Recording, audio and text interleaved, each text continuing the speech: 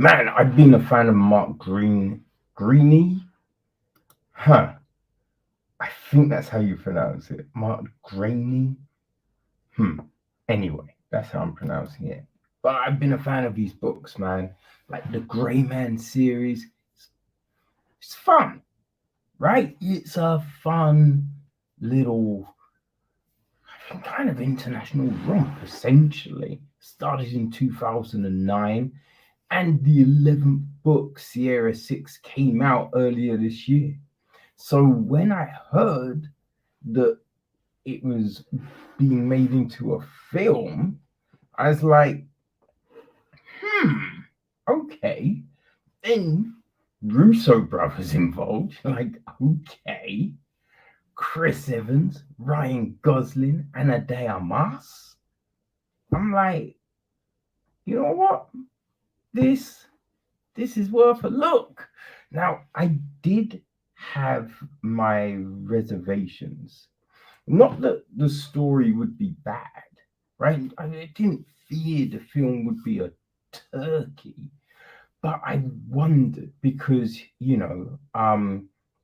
we've got a fuck, I forget his name. Jack Carr. Jack Carr's Terminal List on Amazon, right? That's a TV series. And I thought to myself, would the Grey Man serve better as a TV series? You know what I mean? Haven't got to the Terminal List yet. I will do. But yeah, those were the thoughts coming into this. So, people, as mentioned, it is directed by Anthony and Joe Russo, the Russo brothers. Joe co-writes with Christopher Markus and Stephen McFeely. And as mentioned, it's based on the Mark Greaney books, right? So the producing, all of that shenanigans. We have got Palak Patel. There's Joe Roth, Zach Roth. No, Zach's actually an executive. No, we got the Russos. We have got Jeff Kirkishbaum and Mike LaCorca and Chris Castaldi. It's executive produced by Zach Roth, as earlier mentioned, Angela Russo Ostost. We have got Patrick Newell, Stephen McFeely, Christopher Markus, Jack Ost. Did I say Jack Ost? I forget. But also Jeffrey Haley. Line produced by Benoit Jabot. Co-produced by Joseph J. Mikuki, David Minowski, Matthew Stillman, Anthony J. Vorhines, and associate produced by Mutaza Kafawawa.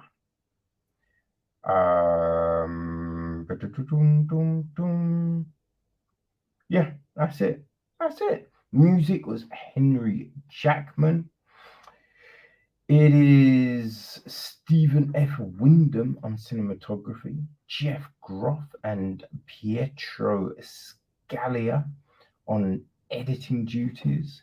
Sarah Finn and Krista Horza handle the casting. Production design is Dennis Gassner. We got set decoration from Nancy Haich, costume design from Jadinia Makovsky.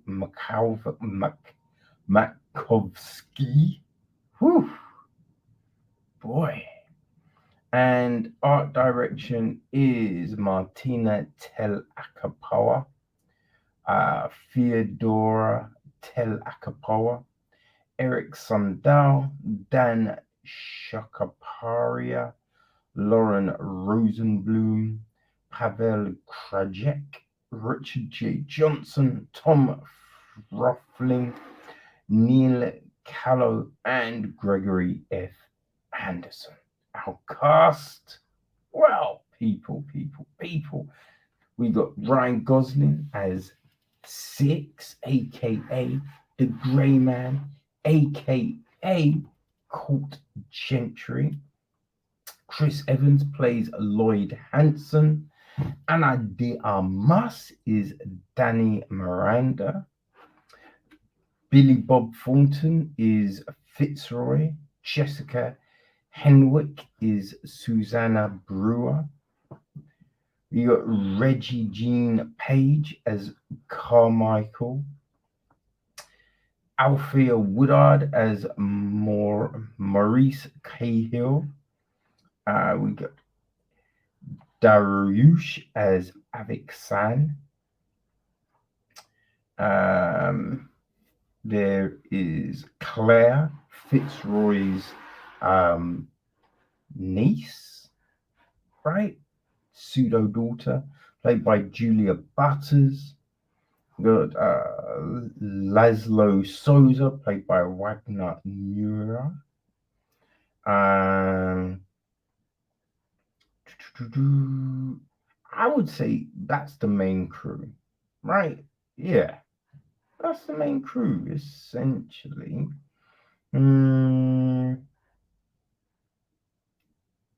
Yes, yeah, that's what we have. I mean, one of the fun things was seeing, old Avengers crop up. Yeah, that was a lot of fun. You know what I mean? And I will say, right, there was definitely those times, and I'm looking, I'm like, do I know that person looks familiar? Who the fuck is that person? And I got some of them right. I did get some of them right. Billy Bob Thornton, right? I'm just looking, I'm thinking,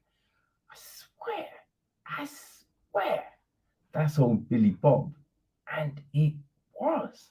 I was pretty proud of myself. I kind of got a Thea Woodard. I just kind of forgot her name slightly.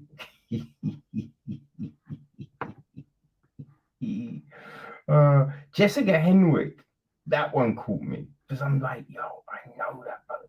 Who the fuck is that person? It was driving me insane. I was like, I know who that is. She looks so familiar. Yeah, scratch my head. Jessica Henwick, but looks crazy different from Colin Wynn in Daredevil. No, in Iron Fist, right? Yeah, that was crazy. But yeah, everyone killed it, man. Everyone killed it, which was great. I did feel that old Happy was in it. John Favreau, right? I was looking, I was like, is that John Favreau? I don't think it was John Favreau, but there's someone that definitely looks like John Favreau in the film. Just a small part, but Anyway, so Court Gentry, aka Sierra 6, a highly skilled former CIA operative, was once the agency's best merchant of death. After his escape from prison and recruitment by former handler Donald Fitzroy. Okay, yeah, no, actually, that does make sense. Gentry is now on the run from the CIA, with Agent Lloyd Hansen hot on his trail. Aided by Agent Danny Miranda, Hansen will stop at nothing to bring Gentry down. So yeah, there you go. And listen, right? So this, is based on a book series started 2009, First book, same name, and it does follow a lot of the beats of that first book. There's definitely some stuff that, is a little bit different, right? I think one of the big ones is I don't think like we do use the name Gentry or the Grey Man. I think six started to be referred to as six more in the later books, and I feel it was the last one where we kind of get the understanding of why that was, right? But yeah, some of the other things they changed. Well, Danny, Dea Mass's character, Danny, she's kind of new.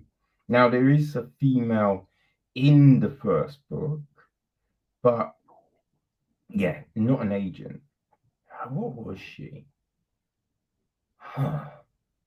I forget. I think she was a nurse. I forget. But yeah, there is a female character which has been changed slightly. Now that female character did, she did help Gentry. She did save him. But yeah, Dea Massey's character is a bit more kick-ass. But works. Character definitely works, right? Because I think there are those times when you're reading these books, right? Because they are kind of fluff in a sense, because you're just like, yo, okay, how is a person getting out of that scenario, right? So you throw in Diamas's character, and that helps with some of those things, which is that works. An interesting thing was the Carmichael, right? That whole situation, and what's her name? Susan, right?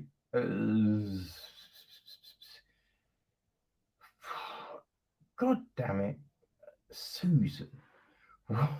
What the fuck is her oh God, man. Brewer? Jesus Christ. Yes. Denny and Susan's relationship, slightly different in this one. Slightly different, but right where you could be watching it and thinking, oh, it's completely it does then get twisted back. Does get twisted back to something that you do you feel familiar, but it's played nicely. It's definitely played nicely. So that's a lot of fun. I mean, I would say Carmichael probably looks slightly different than you might think. In the books, I feel he's older. He was a field agent. Now he's been behind that desk a little bit of time. You know what I mean? So he's gone to pot a little bit. But these things don't really matter. That's the thing. The changes made in this wasn't mad at. I'm down for. You feel me?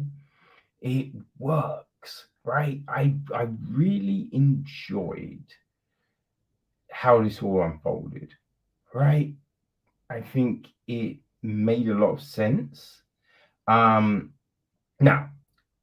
listen, it is over the top. It is crazy, fast pace. It's fun, but that all works. It all works to tell this story, I feel. It's not a Tinker Tailor Soldier Spy, but it kind of feels a little more dynamic than a James Bond a lot of the time, right? Different film, so don't get me wrong, people. You can enjoy both in their own iterations, but yeah, the Grey Man works extremely well, right? They do, as I said, look, there are changes made, but they do throw in a lot of the stuff from that first book, right? So you're just like, ooh, like that whole passport situation. That was interesting. You'd be like, oh, how are they gonna show? Yeah, that was done nicely. Yeah, there's a few other good little scenes, but yeah, it was done really well, and I really enjoyed a lot of the transition shots, right? Because they kind of utilize the drone, so you get this kind of fast sweep, but at a kind of a weird, skewed angle. And yeah, what really well. Like we do get a lot of these kind of fast transitions, but at weird angles, right? And I enjoyed it, right? I don't know what it was, but it's a little different to some of the stuff we usually get. You feel me? You know what I mean? So yeah, really enjoyed that. Fight scenes were fun as fuck, right? And you're like, yeah, realistic fight, right? I mean, that's some of the things, there's been a lot of films of late that we have looked at where the fight scenes stunk. They really stunk. Oh man. I listen, even one of the films from this week, which was boxing, fight, not not as compelling as the fights we see here. And it's boxing. Should have felt real. Didn't feel real. These fights, yeah, there was a reality to them. It did. I don't know if it was just my weird eyes, but it did feel like in some of the fights they sped it up slightly, which on paper you might think, nah, that ain't gonna. But it works. It works. It played nicely.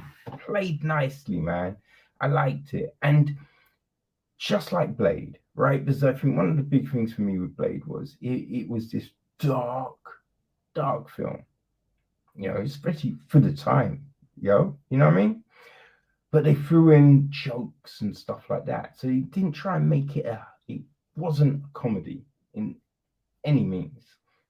Didn't try and make it like Deadpool.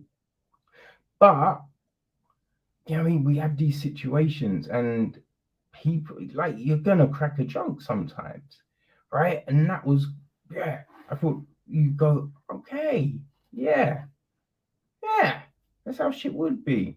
Similar thing with this. You know what I mean? It's not trying to be a comedy, but there is this there are these jokes thrown up in there. And that helps it. Helps it. I think look, the performance is solid and I am down for another. I'm down for another. I wonder, as I said, look at the start, I wondered, could they tell this story in this time frame? Are we gonna feel like, you should have told us more about that? Like, why didn't you go into that? No. Now, obviously, you can always add a little more depth, but it works. And I think it serves as a really good jump off point. Look, there's 11 books, right? And Greaney brings out a book every year. So, there's plenty of material. And yeah, the books definitely, get really interesting. The Russian spy situation. There's some good shit. There's some good shit. So I am hoping Netflix, renews. Is it renew? Would it be renewing? No, not renewing, but green lighting a sequel. That'd be fly. But yeah, people, if you like a spy film, if you like an action film, I think this will hold you down nicely. As I said, look, it's not Tinker Tailor.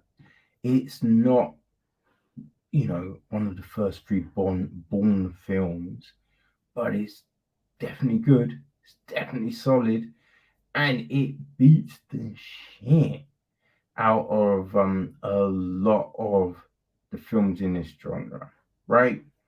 I mean, Fortress Sniper's High. This kills it. You know what I mean? And I think one of the fun things, when you look at the Russo's films, right, you think, could they do a film like this at the beginning, right? Killed it in the MCU.